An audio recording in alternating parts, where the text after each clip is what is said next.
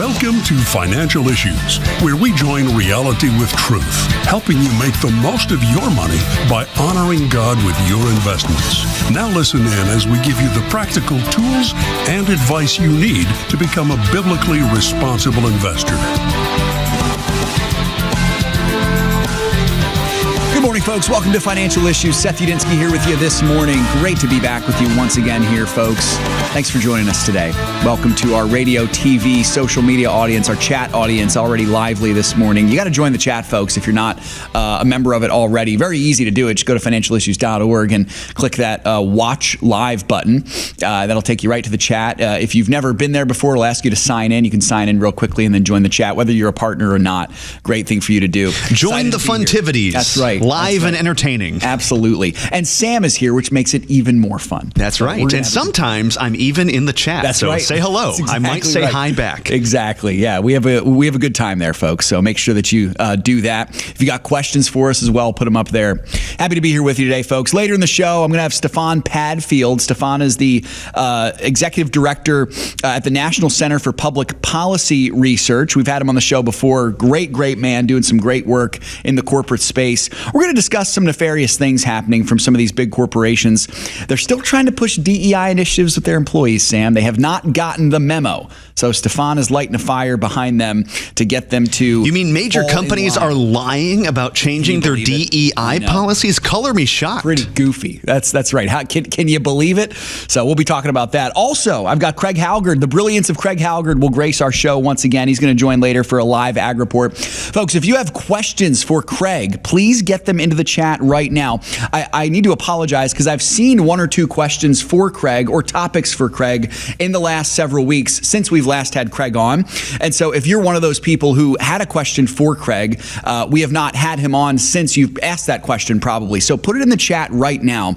And if we have time in that interview, we'll get to those questions for Craig. He'll be coming on later in the program. We'll get your questions and comments, of course, and the latest twist and turn in the Trump-Powell battle. It continues. Trump is now threatening legal action against the Fed Chair. Sam and I were just talking before we went live, and we were kind of surmising, I wonder if Trump is trying to keep Powell around because it's kind of nice. The enemy that you know is better than the enemy that you don't know. And he's kind of like a punching bag. He is a convenient punching bag. If anything's going wrong in the economy, even if it's not directly Powell's fault, which most things are because he's in the Fed, he can still blame it on Powell. That's right. So works out for everyone, right? So there's been some things happening that will bring you up to speed on that as well, folks. Grateful for each of you. Hey, I hope that you were able to read yesterday's partner commentary as well. A great read from Shanna and the team. Just to give you a little preview of it, that's the first time that I had heard the phrase ghost recession before, was in reading the partner commentary. So go ahead and check that out when you have the chance.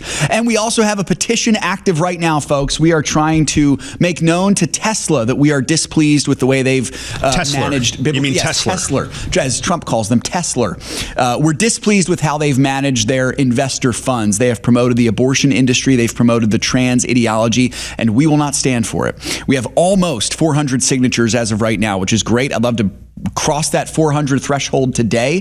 So please go and sign the Tesla petition if you have not done so. And tell your friends about it also, folks. They don't have to be investors to sign it. If they care about Christ and they care about honoring God with everything he's given us, including our money, then this will matter to them. So you have to sign that petition. Do it today. Do it as quickly as you can. Let's get as many names behind this so that when we send this to Elon Musk and his team, it can make a really big impact. And that's our goal with this. So do that today. Financialissues.org. When you go to the website, there's a pop-up there that will... if you click on it, it just says sign our Tesla petition, a picture of a Tesla car, take you directly to the petition and you can sign it there. Very easy. It takes about 15 seconds. There's not a whole lot of economic data out today, folks. Tomorrow we get the PPI numbers, so a little more inflation info there. But in terms of the numbers, not much today.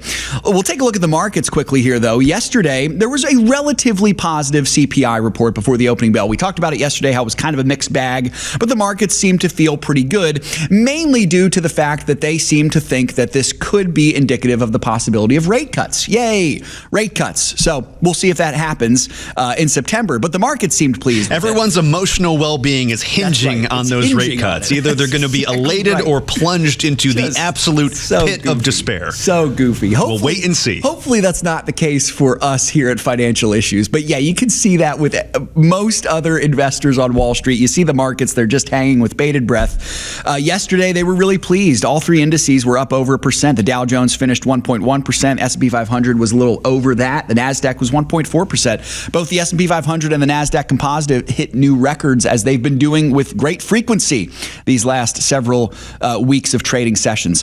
Pre-markets this morning, as I refresh my screen here real quickly, slightly on the rise still. So pricing in to open each of them above 0.25% positive. So we'll see what happens there as they open in about 20 minutes from now or so. All right, Sam, let's take a look at one of these headlines here. We did get the Small Business Optimism Index. That came out yesterday, increased slightly. What can you tell us about this? Right. It's not just the markets that are feeling good, but small businesses are also feeling pretty good as well, although they do have some reservations, which we'll get to. But let's look at these numbers. So the Small Business Optimism reached a 5-month high in July, jumping to 100.3. Now, you might be asking, what on earth does that mean? So for reference, 100, that's considered a baseline, and anything above 100, which we're narrowly above 100, that's considered generally a positive outlook for the economy. So we're in a narrow positive category here, although there are uncertainties. The uncertainty index also rose by 8 points to 97, which is pretty high, as small businesses continue to worry about the impact of tariff policy, although it should also be noted that that number is down from a near record high of 104 in March, which is when the tariffs were first coming on the scene. Meanwhile, businesses concerned about poor sales are also now at their highest level since February of 2021, while at the same time, a significant portion of businesses are also reporting problems with labor quality. So once again, Sam, kind of like with the numbers we got yesterday, CPI, a little bit of a mixed bag here, I think, with the sentiment there. But, folks, I like to see the optimism up here. I'm sure you do as well. Small businesses, we have a great appreciation for them here at the ministry. They are the backbone of America. Tremendous love and respect and appreciation for the small business owners in our audience. I know there are many of you out there.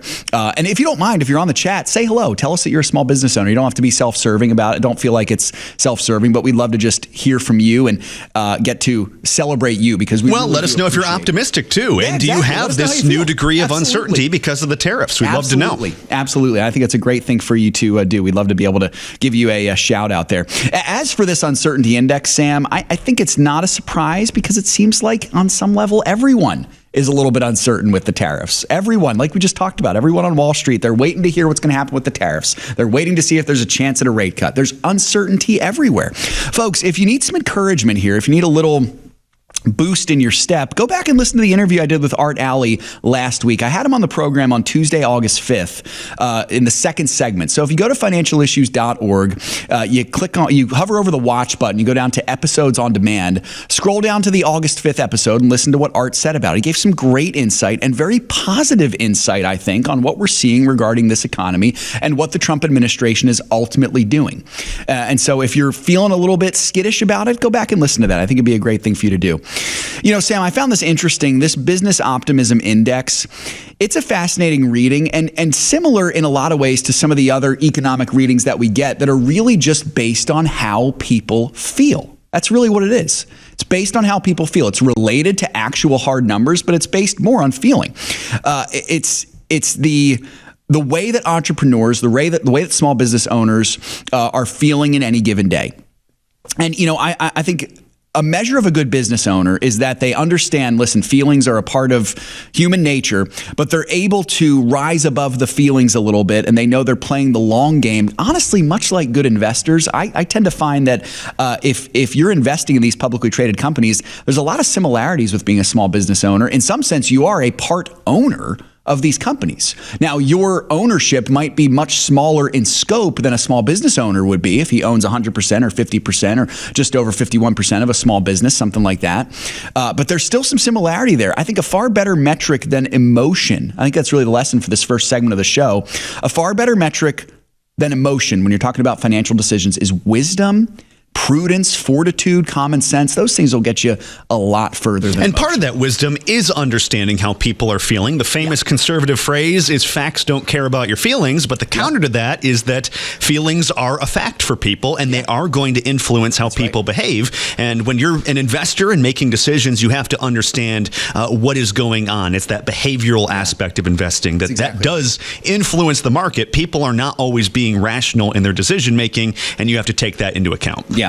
And it's a good lesson for us too, folks. Personally, our hearts are naturally deceitful. They can be easily deceived. And so we have to guide and lead our hearts. We have to direct them in the right direction towards God and not towards fear and greed and those other things that we see in the markets here. By the way, I don't think that small businesses are necessarily being irrational with some of this stuff, because they do have to game out how much product they're going to import, what they're going to sell. Yeah. And these tariffs do make things difficult. Even though they're mostly settled, there still is some wiggle in the joints with big players like China, and that does give pause of what's my next move going to be if I'm a small business. And regardless of how good or bad the economy is, it could be the best in the world, it's still hard to be a small business owner. It's a hard thing to do. So we commend those of you who are them. It's great. We'll talk more about this on the other side of the break here, folks. Happy to have you on Financial Issues this morning. It's a good day to be together. We'll be back after this.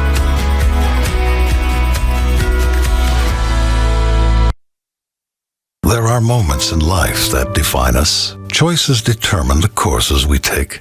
Choices that create life, or those that save a life. And some make life worthwhile. There are decisions to stay, or to go, to remain the same, or to grow. Sometimes we pray and make peace. Other times we take a stand for what we believe. In celebration, mourning, triumph, and defeat, we are invested in every decision we seek. Despite differences, we have one thing in common: the desire to do all for the keep your wallet aligned with your heart and your investments in harmony with your faith. Timothy Plan, biblically responsible mutual funds, ETFs, and retirement plans. Before investing, carefully consider a fund's investment objective, risks, charges, and expenses contained in the prospectus available at timothyplan.com. Read carefully before investing.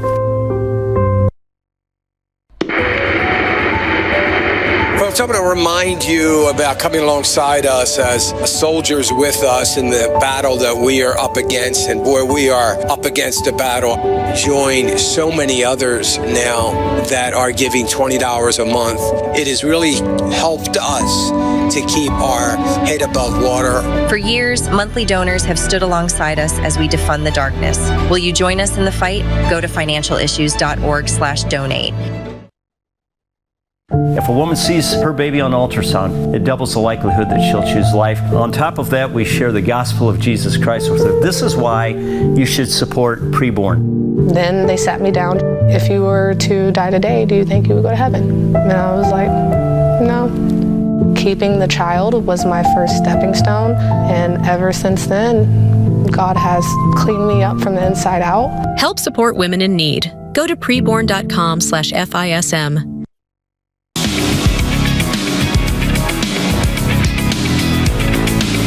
Folks, welcome to Financial Issues. Welcome back here. Good to be here with you. Hey, chat, I just want to remind you guys, Craig Haugaard's coming on in 15 minutes. If you've got questions for Craig, now's the time to put them in. I really just want to make sure that I can have a chance to look over those questions before Craig gets on. So if you've got them for Craig during this segment, get those questions in there. James from South Carolina, great to see you. George, just north of James in North Carolina. Hello, George. Nelson in Louisiana saying, I sold some physical gold and I don't regret it. This was several years ago. Put it in aggressive positions and have done well. Good job, Nelson. That's awesome, man. Good to see Grant in the chat. Our Grant is in there, as is Claude, as is Jason. Great to see you, Jason. Nathan from Mississippi. Uncle John is there, as always. The Brian Brigade. I see Brian from Virginia. I haven't seen Brian from Missouri a lot recently. That should be a band, the Brian Brigade. That's exactly right. That's exactly right. Andy, good to see you as well from Kansas. If you're in the chat, folks, make sure to say hello this morning. All right, Sam, let's get to the fun stuff with Trump and Powell, the latest news. Apparently, there's a threat of a lawsuit now, Sam. What can you tell us about this? So we hear President Trump on Tuesday threatened, yes, a lawsuit against Jerome Powell. We don't know what the details of that would be or even if it's going to happen, but the threat is out there. This is over the skyrocketing renovation costs at the Fed's headquarters in D.C., which have now ballooned over $700 million over budget, bringing the total to just a mere $2.5 billion, which what's a few $2.5 billion between friends. Trump has said the renovation should only be a mere $50 million for a fix-up. Trump posted on Truth Social, Jerome, too late, Powell must lower the rate now. And I am considering allowing a major lawsuit against Powell to proceed because of the horrible and grossly incompetent job he has done in managing the construction of the Fed's buildings. So what do you make of that, Seth? Well, he's holding Powell's feet to the fire, Sam, and I really like it. I really like it a lot. Think about this also. Trump said those renovations to be a $50 million fix-up. Powell's spending $2.5 billion on this. I think Trump knows what he's talking about. Wasn't he a real estate mogul long ago in New York City? I think he might understand a little bit more about the cost of buildings. I thought he's just a guy on TV. That's what the left always call him. That's right. He doesn't know what he's talking about. Actually, if you want a great video of Trump showing his expertise in this field, go back and watch. I think he was testifying before the Senate around 2000, 2001, something like that. They were building the new UN headquarters or renovating it, I'm not sure, in New York. And he was explaining why it's so over budget and what should be done to fix it. And he's just brilliant. And he talked like that for an hour. It's really fascinating. And just shows he knows what he's talking about. Knows what he's doing. Absolutely. Speaking of clips of Trump seeming to know what he's doing, folks, we haven't shared this on the show yet, but I did want to share this clip with you. So if you heard, this was about several weeks ago when Trump went and visited the Federal Reserve. He and Powell did kind of a little makeshift joint interview. And so they're sitting there with their hard hats on, and you could just get a sense of the tension between Trump and Powell's relationship. We can also get a sense of who seems to hold the upper hand in this clip. Check this out. Sam, do we have that clip? We do. Here it is. As a real estate developer, what would you do with a project manager who would be over budget? Generally speaking, what would I do? I'd fire him. Do you think this issue, Mr. President, gives you cause to do that? Well, I'm here just really with the chairman. He's showing us around, showing us the work. And so I don't want to get that. I don't want to be personal. I just would like to see it get finished. And in many ways, it's too bad it started. But it did start. And it's been under construction for a long time. It's going to be a real long time because it looks like it's got a long way to go. Yes, sir. So, President, are there things the chairman can say to you today that would make you back off some of the earlier criticism? Well, I'd love him to lower interest rates. Other than that, what can I tell you? If you're just listening, you can see Trump slaps him on the back, and Powell looks like he wants to crawl in a hole and just go away forever. Yeah, I mean, it's pretty obvious who's the alpha dog in that relationship there for sure. But Sam, that's the frustrating part about all of this. And I don't know if you folks have thought about this yet, but let me ask you a rhetorical question. Who can fire the Federal Reserve Chair? Apparently the president can't. I don't know of anyone else who can. What kind of job would it be okay where you're in a position and no one can fire you? Something about that doesn't seem right to me. Well, there's a reason why it's considered the fourth branch of government. Yeah. It's not in the Constitution, and yet we really don't know who it's accountable to. Absolutely. Nobody knows. If you're in any kind of working environment, if I don't have some kind of accountability above me where I know, hey, listen, if I don't do my job is at risk. If I don't do it well, I might get fired.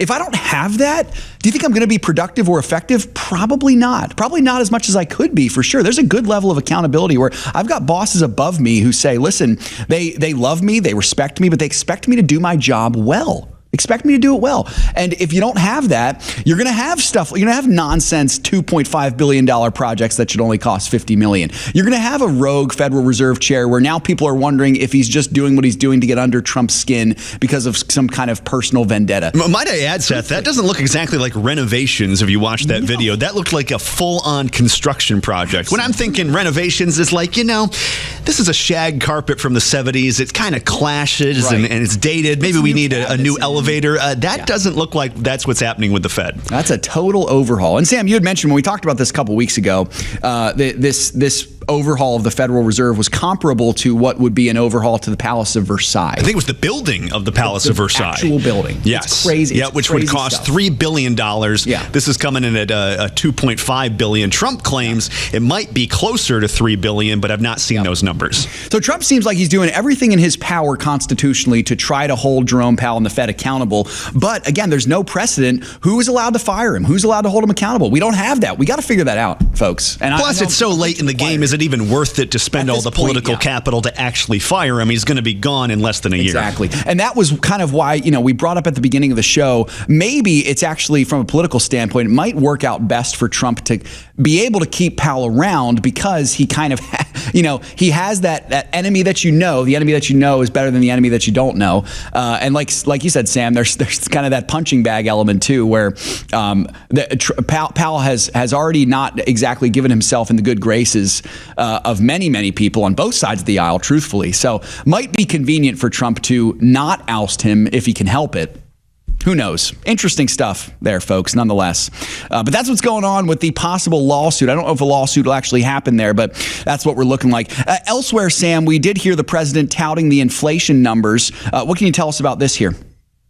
Yeah, of course, Trump is excited about the inflation numbers because to him, it proves that the tariffs are working, or at the very least, not having the disastrous end-of-the-world effects that everyone expected they were going to have. Trump said, quote, "It has been proven that even at this late stage, tariffs have not caused inflation or any other problems for America other than massive amounts of cash pouring into the Treasury's coffers." Trump goes on to claim that trillions of dollars are being taken in on tariffs, which if you look at the hard numbers right now, that's not exactly true. What he's probably saying is that theoretically in the long term, if these tariffs stay on, they could raise trillions of dollars. Of course, questions still remain if that would happen, because it's possible that tariff levels, the amount of money coming in from tariffs would decrease over time, because as you onshore new jobs, which is one of Trump's ideas, that we're not going to be importing as much from other countries. The idea is we're going to be building stuff in the United States. You're not going to be paying tariffs on those types of things, so the income would lessen as also import levels would drop.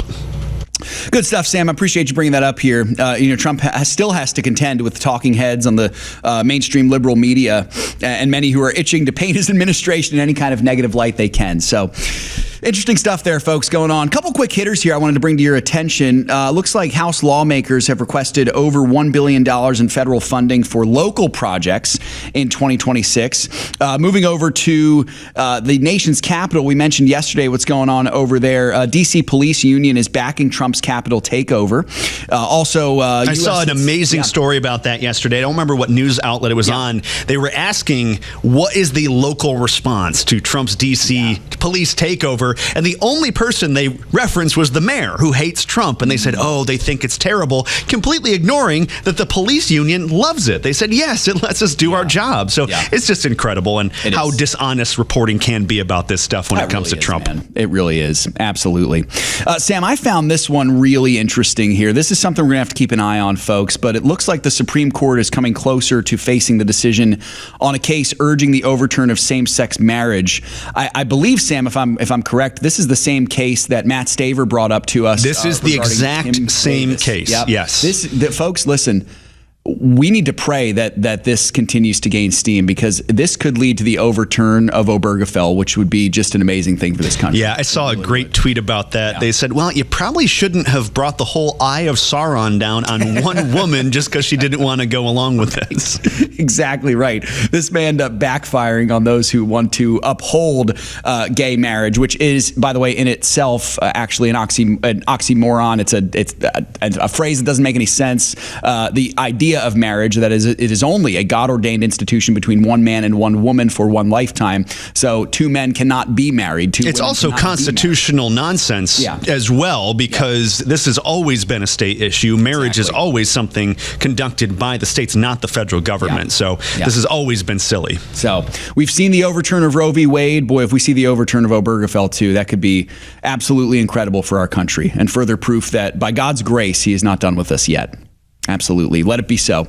Let's see here. I want to say, you read that U.S. layoffs have hit highs since COVID-19. I want to clarify about that, because I saw that, and actually what that mostly is government layoffs. Yeah. If you look at those numbers, it's almost all Doge cuts. There's some tech cuts as well, because ironically, the people who are losing their jobs to AI are the tech bros. So all those guys telling you, stop complaining about that you don't make money as a plumber, learn to code. Well, now they're having to learn how to plumb, because their machine has eaten their job. Yeah, that's exactly right. And interesting to see that so many of those are government jobs as well.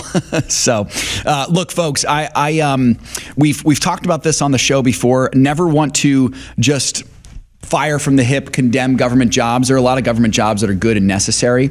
I think there are also quite a few government jobs that are unnecessary, and it seems like DOGE has done some pretty good work in getting rid of those. Well, especially when DOGE has been finding people who were basically just collecting paychecks. They actually had a whole other full-time job on the side, but no one in their government job cared to check in on them to see if they were actually working. So they were not even working for the government. They were just mooching off of us. Yeah, absolutely.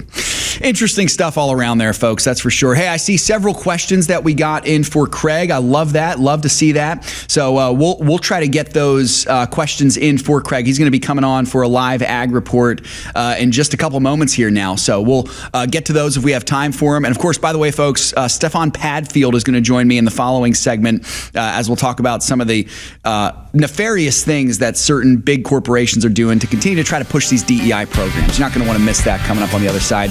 If you have to leave us, folks, we hope you have a great rest of the day today. For the rest of you, stick around. More financial issues coming right up.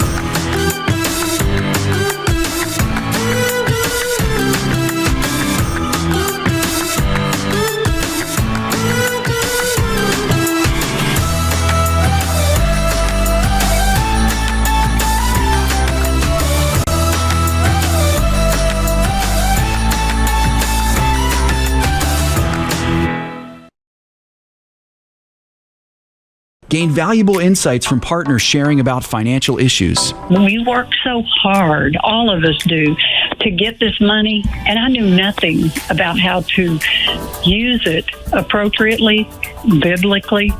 And the strategy is so simple. You guys are on the front line of the battle. My wife and I have been partners with you for several years, and we have benefited greatly from your advice and your ministry.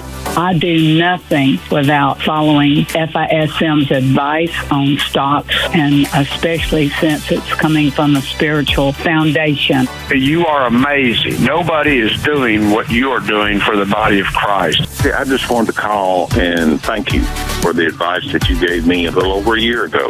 It has panned out very well. I never dreamed I'd be able to give money like this.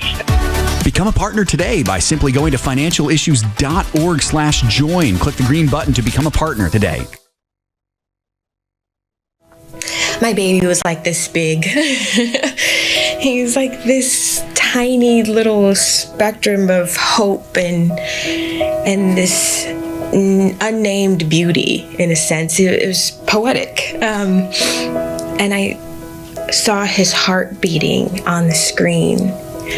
And I mean, I went from, I don't want this baby, it's just a fetus, it's just cells put together, to talking to my child on the screen, and feeling really protective and knowing that there's life growing inside. I mean, that sonogram changed my life. I went from just Candace to mom. I'm a mom. To find out how you can support the life-saving mission of Preborn, go to preborn.com/FISM.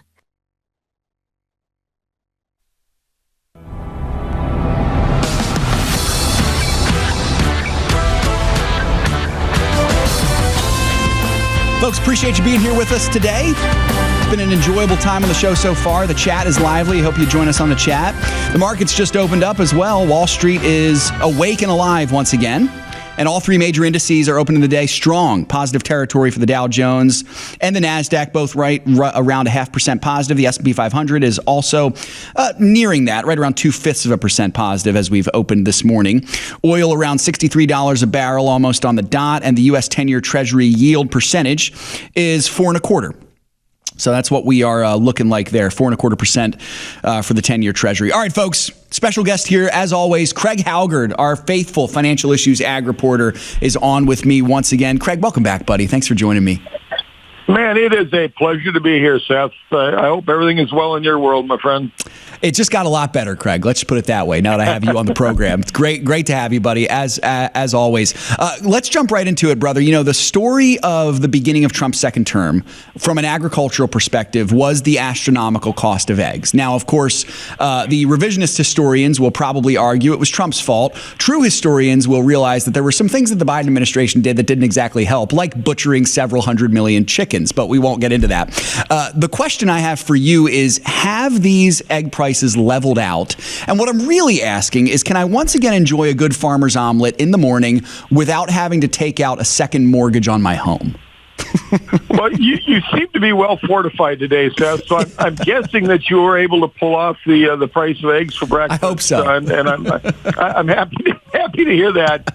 I think probably the best way to respond to that is I can tell you what's going on the farm level. Yeah. And that is, in fact, in the last week, we've seen the price received by farmers for a dozen eggs drop by 58 cents a dozen. So we do continue to see that price decline at the farm gate. And I'm assuming that's going to get passed through to the consumer at some point as well. So, very, very much a different story from where we were at under Joe Biden. A lot of that was driven by bird flu and that type of thing, but he also had some policies in place that were harmful to consumers in general. Yeah. So I think the eggs are now. Seth, you sound to me like a man that may enjoy a few slabs of bacon along with those. I do, eggs. Craig. I take that as an enormous compliment, by the way. So thank you. Well, you're a scholar and a gentleman, and that always comes with bacon and eggs. So I took a look at what was going on there. Now, in the old days, we used to trade frozen pork bellies, which was basically just frozen chunks of pork that you turned into bacon. Yeah. Because it used to be that bacon was more of a seasonal food, and it was mainly consumed in the summer, and then so you'd have to freeze a lot of pork bellies to get you to the summer. I guess starting in the 1980s, we kind of saw some consumer behavior change, and pork started to get eaten more year-round. So they no longer have pork belly futures, unfortunately. They stopped trading those in 2011. So we do have to look at what hog prices have done. And again, as was the case with eggs, so is the case with hogs. The price that the farmer's receiving at the farm gate for a finished fat pig right now is down. It's down about $3, I guess, from week ago numbers. So both your bacon and your eggs should be, in theory, coming to you at a reduced price from what you have been paying in the past year, Seth. Craig, so have I for the consumer in that? Yeah. Have I ever told you my theory that I actually believe the marriage supper of the Lamb could be bacon and eggs? They're that good. They're that heavenly. It is amazing how you can take a pig and grow basically candy on them, right? I mean, absolutely, bacon is incredible. Oh, that is awesome. No, Craig, that's great stuff to get to hear there, brother. Let's move a slightly different topic here. Yesterday, we saw a major USDA report released. I'd love for you to tell our listeners what exactly this report is and why it matters for us. Well, I think the truly astounding thing was in corn, and we'll talk about beans a little bit as well. Yeah. But in corn, they came out, and we know that we've had a good growing season. We've been very focused on this going to be a large crop. But the magnitude of what they're projecting now was really quite astounding, I think. They're projecting we're going to have a national average yield of 188.8 bushels per acre. I think the all-time record prior to this was 179.3. And to kind of put that in perspective, I graduated from high school, 50 years ago, 1975. And in 1975, the national average yield for corn that year was 86.4 bushels per acre. So we're going to be over roughly 102 bushels per acre more now than the year I graduated, and that was a very common yield back then. What has happened in agriculture with unlocking the potential that God put in those seeds is truly amazing. I mean, if we were back in the yields we had in 1975, we'd have massive famine and starvation, not just across the world, but probably here in the United States as well. It truly is a miracle, I believe. So they came out with 188.8 national average yield. They also raised the number of acres that they feel are going to be harvested by 1.9 million. And that gives us a carryout of 2.1 billion bushels of corn. Now, what a carryout means is after we use up all the corn for everything we can use it for, we feed livestock, we export it, we make ethanol out of it, we do every possible use you can think of to do with it. 12 months later, you still have 2.1 billion bushels of it left over. A year ago at this time, we were at 1.3 billion bushel carryout. So clearly, when you have a huge supply of corn like that, it's probably negative to prices. But it also offers some opportunity to farmers. If we've got listeners in the audience that maybe have done some pre-selling when we're at higher levels and have some futures prices locked in, what the market now has to do is reward people for storing it until they need it at a later date, right? So we call that carry in the market. And what we're starting to see is if you have storage and you have it already priced and just keep rolling that price forward, the market's going to pay you extra for hanging on to it until they need it at a later date. Right now, it's going to give you an extra 50 cents a bushel to hold it from this December to next December. And I think that number is going to get larger. So for people that have on-farm storage or for commercial elevators like myself that know how to take advantage of and capture that, there's a real opportunity there in capturing carry in the market. The soybeans is the other piece of the action, and we are projecting a new all-time record yield in soybeans as well of 53.6 bushels per acre. But what they did in soybeans was actually reduce the number of acres that they say we got planted this spring and that we will harvest this fall. And that makes some sense. We had a pretty wet spring across a lot of the nation. Corn was a little later than normal getting in, and soybeans usually get most areas planted after corn, and so I think we ran out of time to get that crop in. So by reducing the number of acres that are actually planted and will get harvested, we actually saw the projected carryout drop a little bit from 330 million bushels a year ago down to 290 million bushels in yesterday's report, and that was certainly seen as friendly to the bean market. We were up pretty good yesterday. We're trading about a dime higher on beans again today. So, but as I looked at that and saw those projected national average yields, it truly is a miracle what is happening out here in these fields and in the amount of grain that we're now producing. Craig, it's great stuff. Great stuff to get to hear that here. I think we might have time to get to one listener question, Craig. So I'm going to throw kind of a curveball at you here. Brian from Missouri is asking, Craig, can you give your opinion on cloud seeding and the positive and negatives of it? Brian's read some of those big storms in Texas, how they had some cloud seeding prior to that. I've heard some similar things, Craig. What are your thoughts on this? You know, I think that it's something that they've played with, I believe, since the 1940s, Seth. Yeah. And if I remember correctly, you're salting the silver iodide crystals into those clouds. Yeah. And the silver iodide causes the water molecules to cling to it.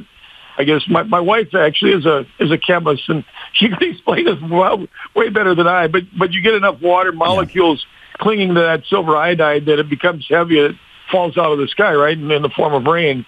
And so I think there is something to the seeding of clouds to generate rain. One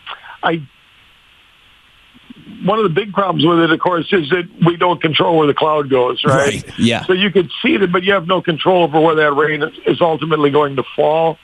And also in those huge storm events, like we had in Texas, I really don't personally believe that it can be generated by cloud seeding. I think that studies seem to show that there might be a small advantage, but I don't think it creates the kind of outbursts that we saw that led to such tragic consequences in Texas. Absolutely. I think it's a very inexact science and still in development, but I really don't believe it was responsible for the deaths in Texas and the magnitude of that storm.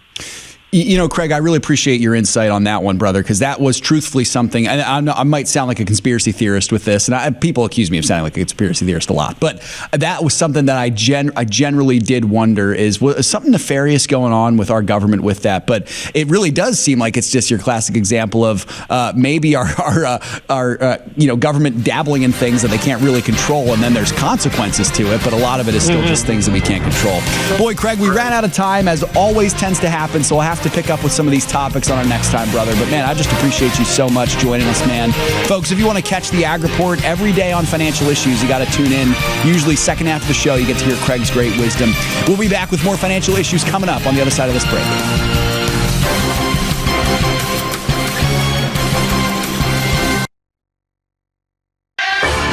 It's up to us to stand up and say, enough is enough.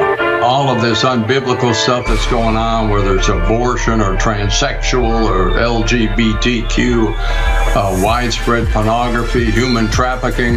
Bottom line, it's still up to us. If we stop investing in these corporations that are trying to destroy us, sooner or later they're going to wake up. To learn more about biblically responsible mutual funds and ETFs, go to timothyplan.com. Where's Mima? We found out Shepard's diagnosis when I was about 17 weeks pregnant. We learned that he was going to need a series of surgeries after he was born in order to give him what they considered a normal life. And we weren't sure how this worked. Yeah, very emotional, very, very broken. And as my wife just said, not sure how this worked. And called Samaritan, and they said, you just go have that baby. You leave the rest to us. And just to hear the confidence on the other end of the phone of this is not something that you need to be concerned about at all. You focus on the health of your family, the health of your baby, and we will walk with you every step of the way. If a woman sees her baby on ultrasound, it doubles the likelihood that she'll choose life. And on top of that, we share the gospel of Jesus Christ with her. This is why you should support preborn. The donations that you give actually make a difference. Last year, 59,000 babies were saved because of what you have done with your generosity. To find out how you can support the life-saving mission of preborn, go to preborn.com/FISM. The opinions and recommendations expressed on this program do not necessarily represent the opinions of the station or any of the program sponsors.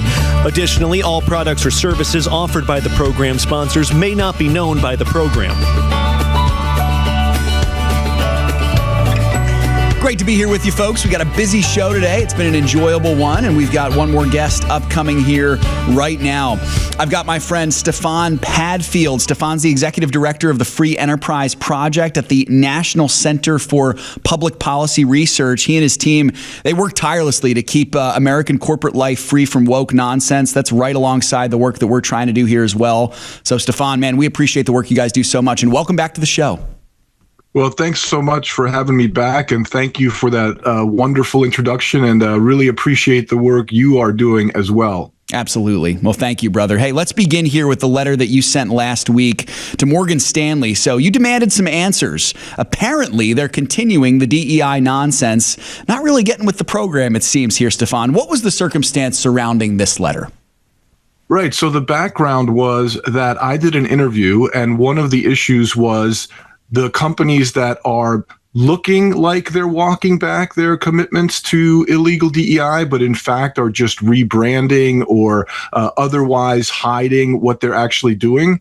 And after that interview, I got an email from a whistleblower who basically said, look, you should look into Morgan Stanley. I work there. They're still pushing this stuff. They still have, compensation bonuses tied to, diversity factors.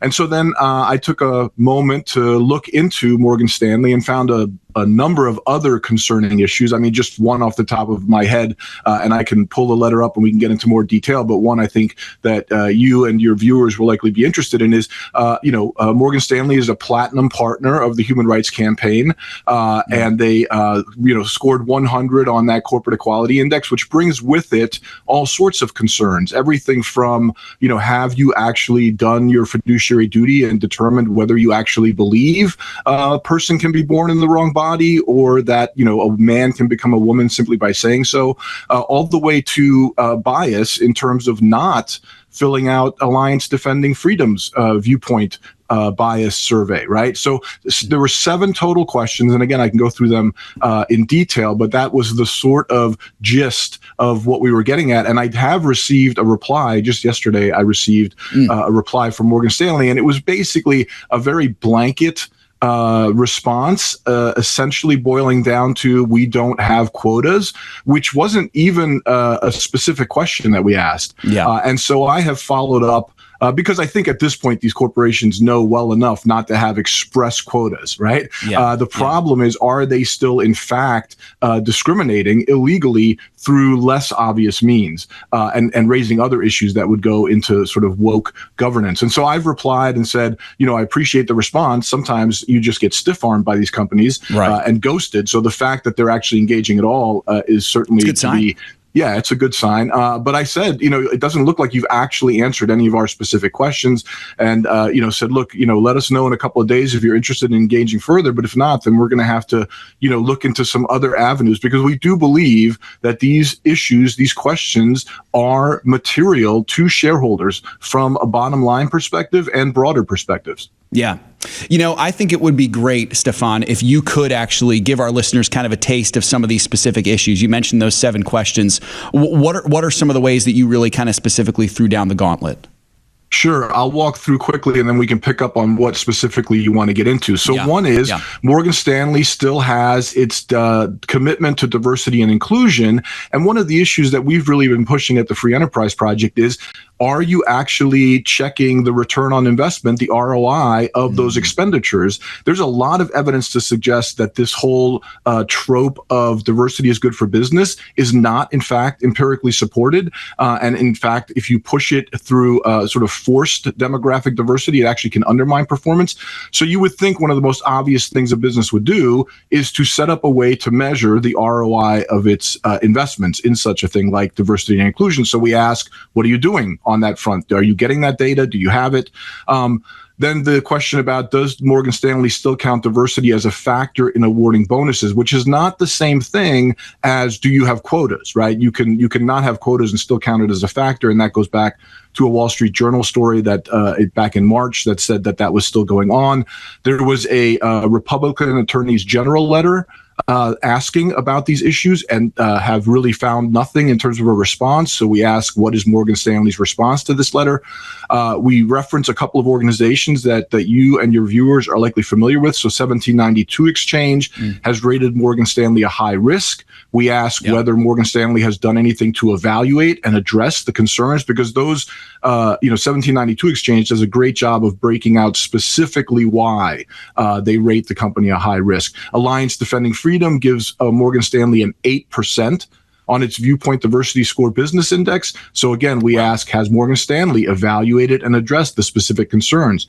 We have the question about the Human Rights Campaign, basically a 2-part question. I'll just read it quickly. The bottom line, question 1 is, has Morgan Stanley in fact concluded that it agrees with the propositions that a child can be born in the wrong body, or that a man can become a woman simply by saying so? And I continue to advocate for the position that it is a breach of duty, because this is a business decision, right? Are you going to be a partner of HRC? Are you going to respond to their survey? Those are business decisions, unless you're going to characterize them as charitable contributions, which they haven't. So you should be making a fully informed business decision, which would seem to include whether or not you actually agree with the positions that HRC takes. And then the second part is, will Morgan Stanley either sever ties with HRC or at least demonstrate some ideological balance by cooperating with ADF's survey, right? That would be a way to again, show some viewpoint neutrality if you want to engage in these surveys. And then finally, we say that getting 100% on the HRC's CEI at least tees up the possibility of discrimination on the basis of sexual orientation and gender identity. And we set forth some legal cases, Supreme Court cases, that suggest that. And so we ask simply, does Morgan Stanley agree with our assessment? And if not, why not? So that's essentially a rundown of the 7 questions, which again, a blanket response of we don't have quotas really doesn't get at any of those. Absolutely. And that's really where I want to go to next here, Stefan. You have done your due diligence, you followed up with them. Is there any hope that they might follow up again, or do you get the sense that they're just they see this as kind of a nuisance, they're just trying to get out of it a little bit? What do you expect from them? Do you expect another response back? I'm always hopeful, but my experience also suggests that one needs to be prepared for everything from, ghosting to, basically non-responses that appear to be responses. So I do continue to be hopeful. I do think there is a vibe shift, if you will, that even corporations that have not engaged in good faith in the past or thought they could just stiff-arm conservatives are changing their tune. So time will tell. I think if I had to bet on what the response will be, I doubt they're going to give us anything more than what they've responded with. And so, we take these issues seriously enough, from a shareholder bottom line perspective and a free market liberty perspective that, we'll continue to push. So whether that be, applying more sunlight through, publicity, might even be a books and records request because we are a shareholder, so we can use the court system to pursue more answers. But we'll keep pushing. And again, I do sincerely hope we get to sit down at the table because we're coming at this from a good faith basis. And all we're really looking for at the end of the day is to move the needle. Just move the needle back to neutrality. You don't need to do everything, that we might recommend in a perfect world. But show us something that you're serious about backing away from this, woke insanity. Right now, Stefan, we actually here at FISM currently in the midst of a campaign where we're trying to hold one of our former buy list companies accountable for their misuse of investor funds. We have a petition ongoing right now. I know you value this same work. Let me ask you this as we close our time here. Why is this work of keeping companies accountable so necessary? Well, it's particularly important right now because I think there's been a sense in some quarters of the conservative movement that somehow we've won, right? We've gotten some great support from the Trump administration. There's been some powerful executive orders. We've seen companies backtrack, right? There's been successes for the past 6 months. The problem is that really on some level, we've just scratched the surface. And the leftists, these woke activists who I think can fairly be described, at least in part, as neo-racist, neo-Marxists, they have been embedded for a long time. And it is going to take time, and it's going to take work, and it's going to take continued vigilance to really root those individuals out, expose them, and get these companies back to the business of doing business. The thing that I find so frustrating is that the goals that they say they want, right? Equality, opportunity, unity, inclusion. Those are things that can be achieved. And I think most of us, if not all of us, agree are worthwhile goals, but they're going about it in a way that is completely neurotic. It's the exact opposite of getting there. So the hope continues to be that we have real fundamental change, but it's going to take continued vigilance, continued activity. Well said. Stefan, where can our listeners find a copy of your letter and follow your work? Sure. Easiest thing to do is just go to nationalcenter.org. I'm a part of the Free Enterprise Project. We have all our press releases. All the links there are easily available. And folks can also follow me on X at Stefan Padfield. It's awesome. Stefan, we appreciate you so much, brother. The work that you do and also taking time out of your very busy day to come join us and tell me and our listeners what's going on. Thank you, Stefan. God bless you. Thank you. God bless you. Yeah, appreciate it, brother. Folks, that's Stefan Padfield. Boy, what a great time it was on the show today. Grateful for each and every one of you, and God willing, we'll do it again tomorrow. Until then, remember, everything you have belongs to the Lord. Let's be found good and faithful stewards with everything that God has given to us. I'm Seth Udinsky on behalf of the Studio A team here at FISM. We appreciate each of you, and God willing, we'll see you tomorrow for more financial issues. Have a great day.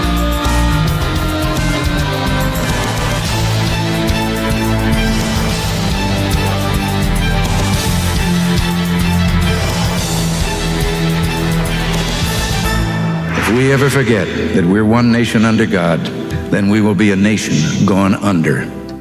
Thank you for joining us. This has been an FISM production.